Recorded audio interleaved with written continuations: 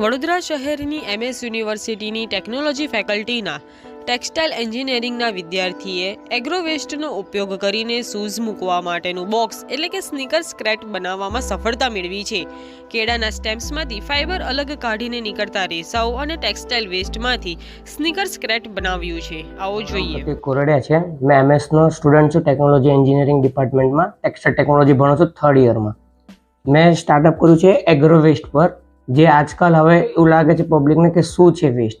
એગ્રોવેસ્ટ જે banana waste જે after મતલબ જે હાર્વેસ્ટ થઈ જાય, કપાસ આખું પેદાશ થઈ જાય અને પછી જે કપાય છે એ સ્ટેમ્પ ફેંકી દે છે ફાર્મર્સને વેસ્ટ રીતે.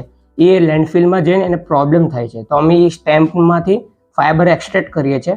ફાઇબર એક્સટ્રેક્ટ કર્યા પછી અમે ટેક્સટાઇલ વેસ્ટ પ્લસ એગ્રોવેસ્ટને મિક્સ કરીને એક કમ્પોઝિટ યુનિટ બનાવ્યું છે FRના નામથી.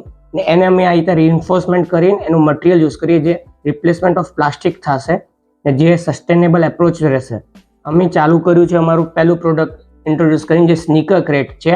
આજકાલ આપણને બધાને ખબર છે સ્નીકરનો એક બહુ મોટો ટ્રેન્ડ ચાલે છે માર્કેટમાં. અમે એના માટે એક સ્નીકર ક્રેટ બનાવી છે. અત્યાર સુધી સિર્ફ ચાઇના એક એવું છે જે પ્લાસ્ટિક ક્રેટ્સ બનાવે પેટ્રોલિયમ ABC મટીરિયલમાંથી. અમે એને રિપ્લેસ કર્યું છે નેચરલ વસ્તુથી, જેનાથી અમે એક સસ્ટેનેબલ એપ્રોચ રહેશું ને સારું સુટેબલ એન્વાયરમેન્ટ માટે પણ આગળ વધશું. મેઇન છે એગ્રોવેસ્ટ જે બનાના ફાઇબર છે. બીજો વેસ્ટ અમારો ટેક્સટાઇલ વેસ્ટ હોય છે જે મશીનરીઝમાંથી વેસ્ટ નીકળી જાય ફાઇબર સાથે. ને બીજું આને બનાવતા લાઈક 6-1 કલાક થાય જેને આખું પ્યોર થતા ને સિક્યોર થતા વસ્તુને. એને આખી પ્રોસિજર અમે ઇન હાઉસ અમારે લેબમાં જ બનાવી છે. ટેક્સટાઇલ ટેકનોલોજી એન્જિનિયરિંગ ડિપાર્ટમેન્ટમાં જ બનાવી છે.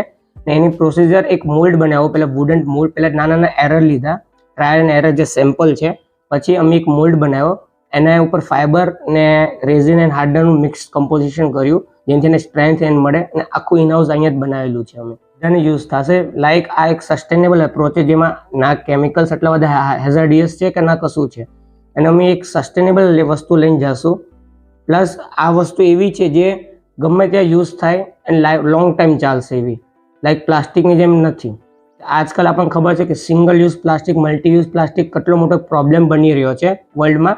3.2 બિલિયન નીકળે છે યરલી પ્લાસ્ટિકને, જે ડબલ થાય છે એવરી 5 યર્સમાં ડબલિંગ થાય છે એનું. તો આ વસ્તુ એને એક ઓવરકમ ઓછું કરવા માટે ને એક રિપ્લેસમેન્ટ ઓફ પ્લાસ્ટિક રહેશે જે હાર્મફુલ પણ નહીં રહે. તો આ પ્રોટોટાઇપ પર છે અને પછી એની પર ફિનિશિંગ ચાલશે અને પછી માર્કેટમાં ઇન્ટ્રોડ્યુસ થશે. આના માટે કોઈ ગ્રાન્ટ મળેલી? આના માટે મને હમણાં જ ગ્રાન્ટ મળી છે SSIP સ્ટુડન્ટ સ્ટાર્ટઅપ સેલમાંથી.